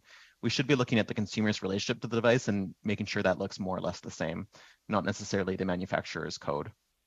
Okay, good. I was hoping to uncover some discussion around the distinctions between repair and modification. So that's extremely helpful. If there's anything that you felt, a deeper dive on that you felt that you wanted to submit to the committee for the record, we'd be most grateful indeed, Mr. Hatfield. Ms. Lovrix, you are seeking 3 amendments. And if I want to ask you about your exemptions first, and if there's time to come back and just sort of list off the 3 amendments, if you could. But to start with, in this question, which exemptions are you seeking? I think you mentioned a class of product, several classes of products. Can you just talk to us about the exemptions you're seeking, please? We would set out a test for what products qualify. And so under our first proposal, the proposal that we were aligned on, that would be pushed to a regulatory approach. If that's not the case, we would recommend that the legislation minimally set out the factors that would determine or that should be considered in exercising the right to repair, so it's not blanket. And we're not prescribing, we don't to be clear, IPIC approaches this from a technical perspective. We're looking at treaty compliance, we're looking at the language of the bill. We're not prescribing what products should or should not qualify, but we are prescribing what factors should be considered in assessing what products should or should not qualify. Okay, thank you. And could you just sort of restate the 3 amendments that you had mentioned in your testimony earlier?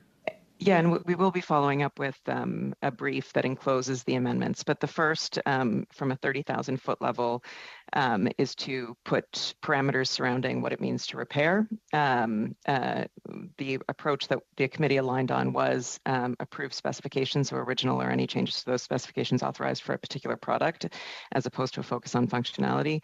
Admittedly, the committee didn't look specifically on the issue of functionality versus specifications, so we could certainly take that away and weigh that. The second is, which is very important, is shifting from permitting technology or devices. So an amendment, there's 3 types of prohibitions against circumvention. The first is direct circumvention, consumer can do it. The second is service providers circumvent. The third is whether or not you can put anti-circumvention technologies, basically hacking devices, onto the market. The current bill is the first and the third and not the second. We would like the bill to be amended so that it pivots and does not permit circumvention technologies to be put on the market, but instead provides an exception for service providers to enable the right to repair. The current approach, in our view, in terms of technologies, raises treaty compliance concerns and also out of step with our trading partners. And from the witnesses before this committee, most witnesses spoke to service providers, and right now the bill doesn't actually enable that at all. And then the third is to put parameters, which I mentioned, around what it means to qualify as a consumer product or as a product under the bill. And we set out various factors and factors aimed really at addressing treaty compliance, including, and I take your point about the way the approach is, but the reality is that our treaty obligations do require that the TPM be demonstrated to have a substantial adverse effect on non-infringing uses of copyrighted works. And so I do think that the way our treaty obligations at least currently stand, that is a requirement. So that is one of the factors, that it would in fact be a right to repair and not enable non-infringing uses, that the market for the work is not adversely affected, and that we would also encourage there be some general catch-all related to not creating concerns surrounding consumer health, safety, environmental concerns, cybersecurity risks, and impairing security safeguards or exposing confidential information to the extent that that factor can be weighed. Okay, thank you very much. I think I'm out of time. Sorry. Yes, you are, Mr. Fillmore. Thank you very much. We'll now turn to Mr. Fast for 5 minutes. Well, thank you very much to all of our witnesses. Ms. Lovrix, you referenced the importance of the government putting into place a broader framework for the treatment of TPMs and other related IP, including consumer information. Section 4121 of the Copyright Act already gives the power to government to effectively make changes to Canada's anti-circumvention rules. The government so far has chosen not to and has effectively left it to individual MPs like Messrs. May and Miao to bring forward specific legislation. When it comes to setting up a framework, I agree with you that there has to be a broader framework that actually more comprehensively addresses this challenge. Do you prefer that that be done through legislation, as we have before us, 244, or do you prefer that to be done through regulation, which the government already has the power to do? We, first and foremost, the committee is aligned that this should be done through regulation. However, if that doesn't occur, if political will is not to move to a regulatory making approach to what products qualify, we do think it's imperative that the legislation be updated to set out a framework that addresses many of these concerns. Your testimony, Ms. Lovrix, was that under our CUSMA and WIPO treaty obligations, C-244 may actually violate those obligations. Did I get your testimony right? That's correct. We are concerned, as currently drafted, that C-244 and the approach it takes would not adhere to our treaty obligations. Turn to Mr. Lawford. Do you agree with that assessment? I'm not as much of an expert as Ms. Lovrix, but I will say that this is the chickens coming home to roost, because what we have is a very aggressive copyright protection scheme that we've agreed to internationally, which I believe the tide is turning on. Consumers and others are starting to see that it's too aggressive. For example, we have people today saying that hard goods they need to grow food in this country can't be used because they'll be bricked and that they can't lose those days. That's overreach. Now, I can't change the international treaties, but what I'm seeing is any threat to the technical protection measures is seen as some kind of existential threat to the entire copyright regime. There has to be limits somewhere. And so we're trying to find a place in this bill where it can give some more wiggle room to consumers and to small businesses to actually be able to use the products they paid for and not be tripped up by copyright law, where it really, international treaty or not, I think we've got to have some scope here or this gets ridiculous. Well, regardless of our international treaties, we know that countries around the world are grappling with this very same issue. A question to both Messrs. Hanvey and Lawford. When you survey the global environment for this kind of legislation, for example, in places like Australia, the EU, the United States, say the UK, Japan, what is the rest of the world, broadly speaking, doing? And are we going to be left way behind in keeping up with changes within the copyright environment?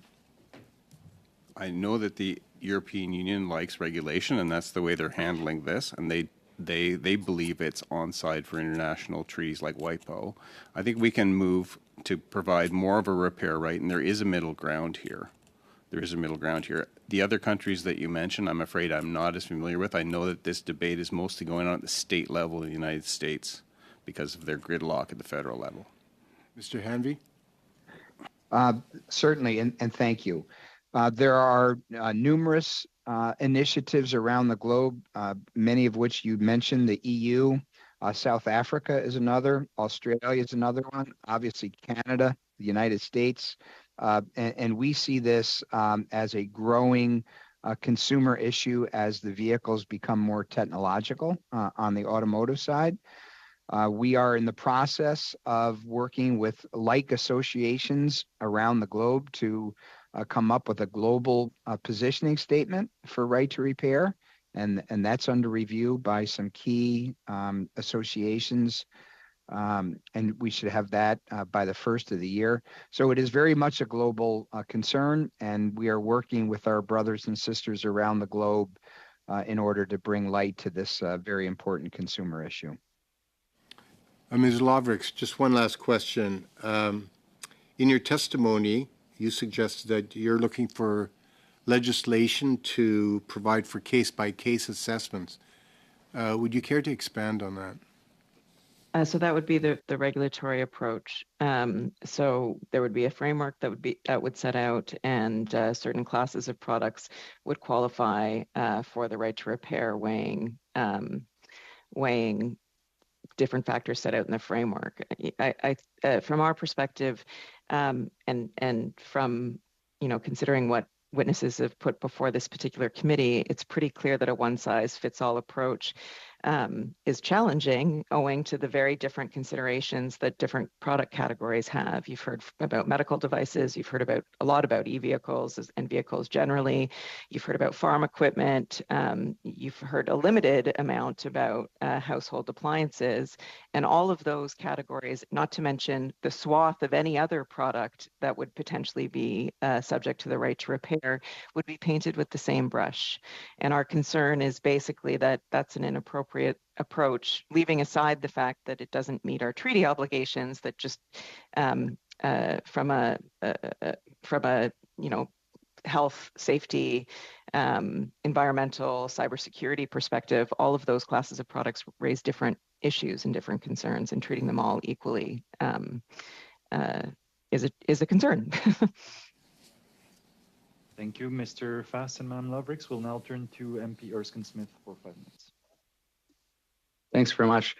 I want to start with Ms. Lovrix. So my washing machine is broken. I've been at the laundromat. I don't mind being at the laundromat because there's sort of a nostalgia to it. I was at the laundromat on Concession Road in Kingston throughout, politics and law, studying there for 7 years. So I don't mind being at my local laundromat. I see constituents and I have wonderful conversations, but I'd like to get my washing machine repaired. Now it's a Whirlpool Duet, I think, and it's many years beyond warranty.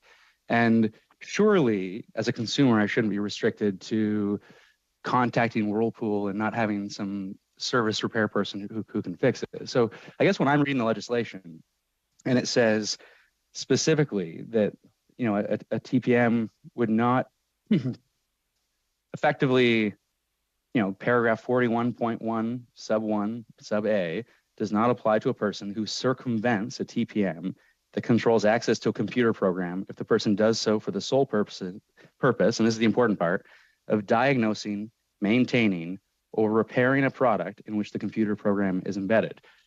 So why in the world would we care about, shouldn't we care maybe in the opposite direction? Why would we want to prevent a marketplace where individuals would diagnose, maintain, or repair their products?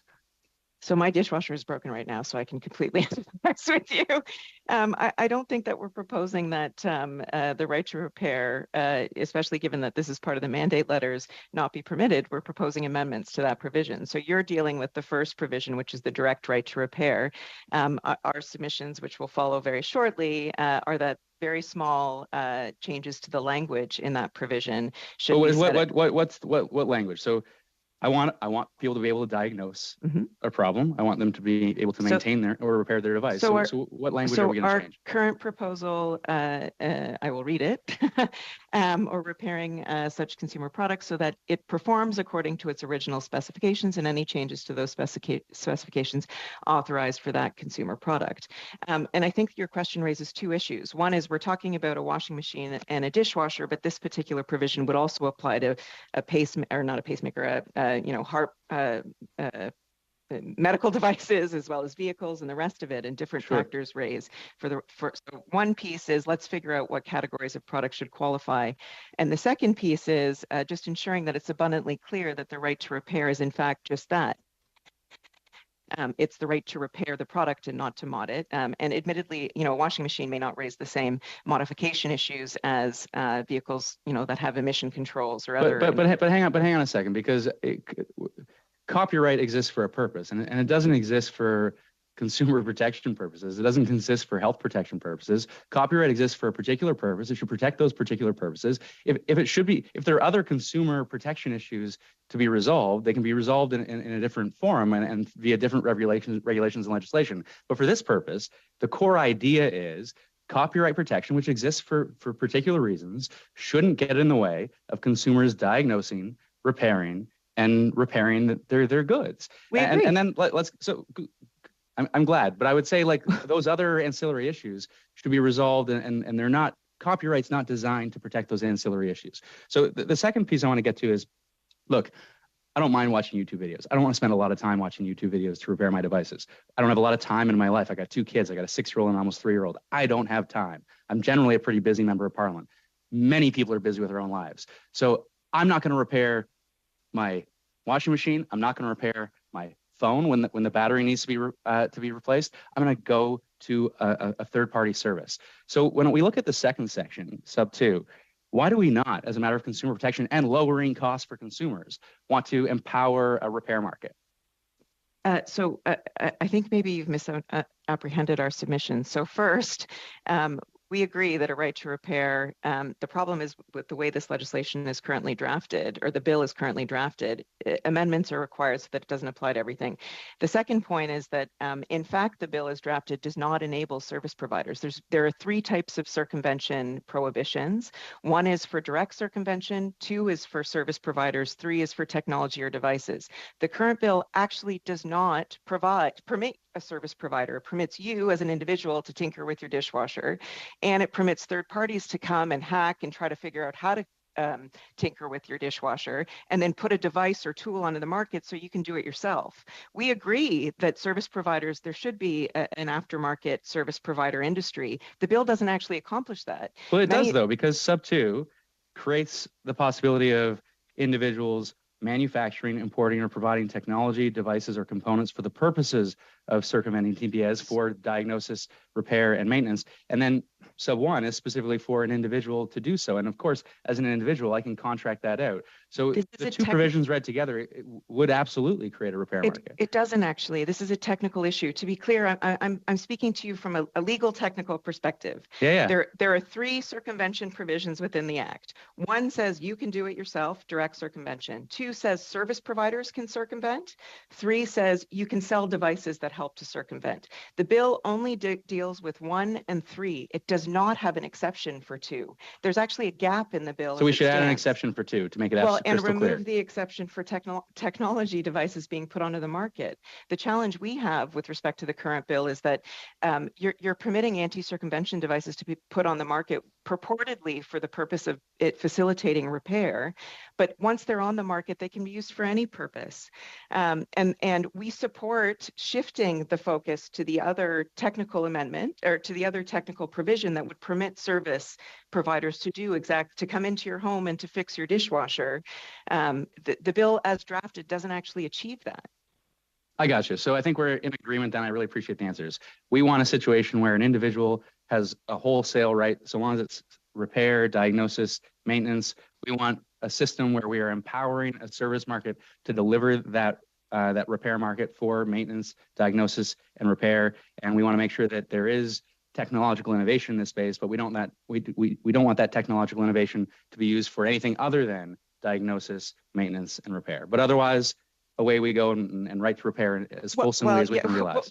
Please review our proposed amendments, because there's a lot of nuance in what I'm saying. But the short answer is we don't agree with technology being put on the market. We do agree to pivoting to service providers. We also agree with amending the bill such that it facilitates a right to repair, but that there's some lens on what consumer products qualify. This committee has heard from various industries related to a series of different risks and concerns based on the industry. And from our perspective, the bill should reflect some form of differentiation. There shouldn't be a one-size-fits-all approach. My dishwasher raises very different concerns from my self-driving vehicle. I don't have a self-driving vehicle, but I wish I did, from a self-driving vehicle. Thanks very much. And Joelle, I'm probably out of time, yeah? Sorry. You are, but we might have some more time at the end, Nate. So I have one other question if there is time. Thanks. We'll get back to you. Monsieur Lemire. Mr. Lemire. Thank you, Mr. Chair. Mr. Dickinson, you are highly communicative, and I think that you would like to react to what was just being said and perhaps to other things that have been said earlier, so I'd like to give you an open floor.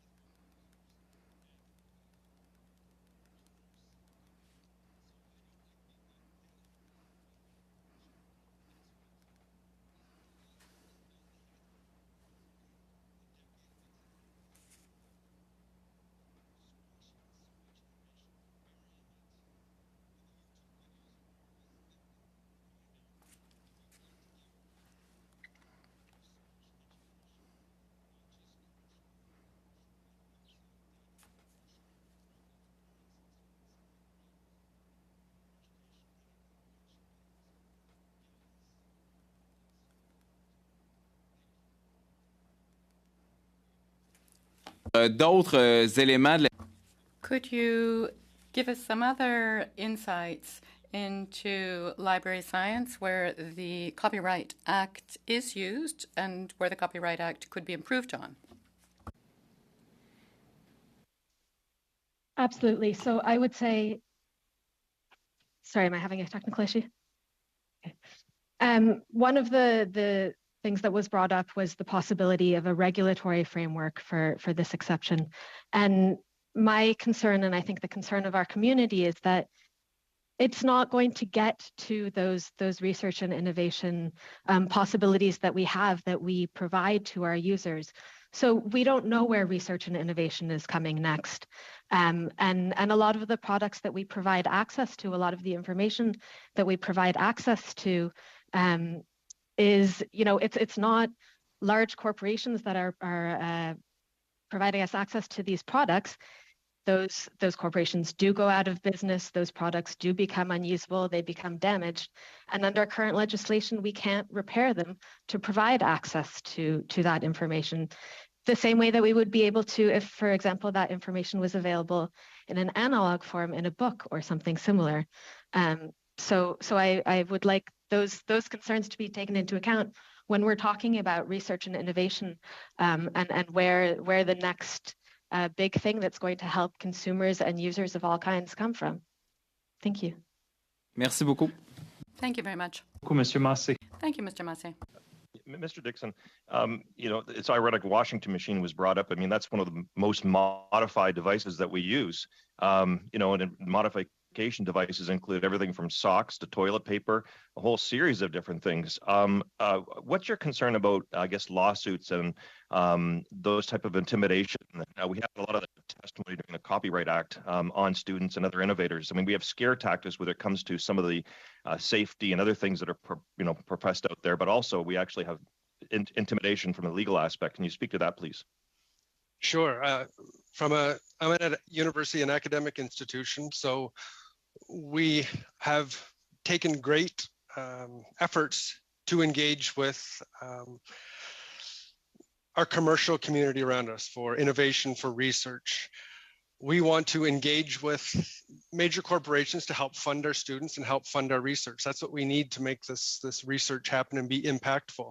And we are not going to have those relationships with larger corporations that are going to come into our institutional setting and see us as a risk. We still need to make those innovations and research dollars impactful, but we need to draw in the dollars to help support that. And this type of technological protection measures, broadly speaking, Section 41 in and of itself, it stifles that ability for us to reach out to major industry and innovate the way we should to compete with jurisdictions like Japan, the UK with their text and data mining for commercial purposes that have come in. There's lots of areas where we're being held back. Real quick to Mr. Hanvey before I run out of time. With the United States, like right behind me, 2 miles is Detroit, Michigan, and would it be better for us, to have a uniform right to repair for auto and aftermarket and other vehicle servicing for all of North America for consistency, given the fact that we trade and go back and forth personally and economically? Is that the position of your organization, or is that not been reached in terms of Canada and the United States for the aftermarket? Ideally, that would be a perfect world, sir. And just to have a joint agreement and legislation that specifies for the automotive industry, that would be an ideal situation. Especially with data sharing coming in and semi-autonomous and autonomous vehicles. I mean, they're going to have to change service providers amongst the telecommunication companies as well, too, to make sure the consistency of safety and driving.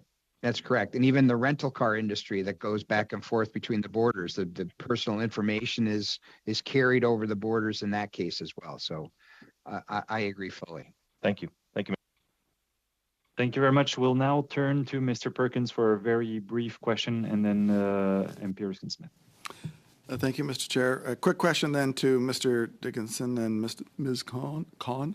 I understand obviously the speed and the obsolescence issue for libraries across Canada and archives. I think in a previous life, I stored some 3/4-inch floppy disks with the National Archives of Canada, so I don't know what they're going to do with those from a previous minister time during the Mulroney years. But how do you balance the, as Ms. Khan called it, the analog, I call it paper books, need for copyright in order to generate innovation that people can profit from what they create, whether it's written word, music, whether it's technological invention. All of that is innovation and creativity, and copyright and patent law protects that in order to allow for profit. So on the one hand, the keeper of books that have been generated through the profit motive and copyright protection. On the other, for particular types of innovation, you're asking for the ability to access and go in and basically, because the way it works now, is be able to alter that innovation.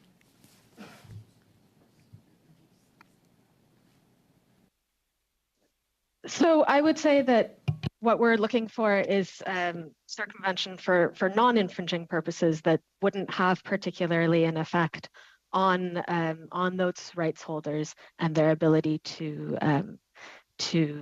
enjoy the fruits of their labor and to enjoy the economic rights and benefits that come from that. Josh, I don't know if you have something you'd like to add.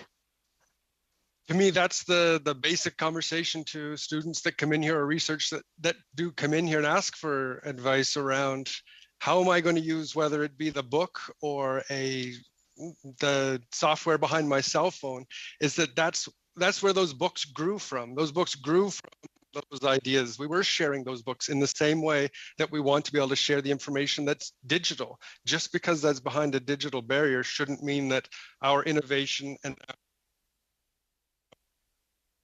science and research stifled. So it's following the same trajectory of what copyright has been and should be, not in regulating certain portions of what's been created or not created, and not have access to that because of the medium. Mr. Perkins, I'm sorry, that's all the time we have. I'll now turn it to Nate for one final question and answer. I just want to go back to Ms. Loverick's specific to the CUSMA consideration, because my understanding on a reading of CUSMA, but you could inform me otherwise, my reading is that it's pretty specific when it comes to TPMs to artistic works, that it says, really, in order to provide adequate legal protection and effective legal remedies against the circumvention of effective technological measures that authors, performers, and producers of phonograms use in connection with the exercise of their rights. Is there a different reading of CUSMA that I should be applying? Technological protection measures aim to protect any work, and a computer program is a work. Well, they do, but actually the section 1 of 20.66 is sort of the defining section as to what everything that follows is pursuant to, and it's specifically in relation to authors, performers, and producers of phonograms used in connection with the exercise of their rights. And so, I mean, to your point, it may be so widely expansive, but it doesn't really seem that the right to repair legislation in 244 is really what 20.66 is driving at. Well, I think that, and I'm trying to pull it up quickly so that I can comment on the specific language.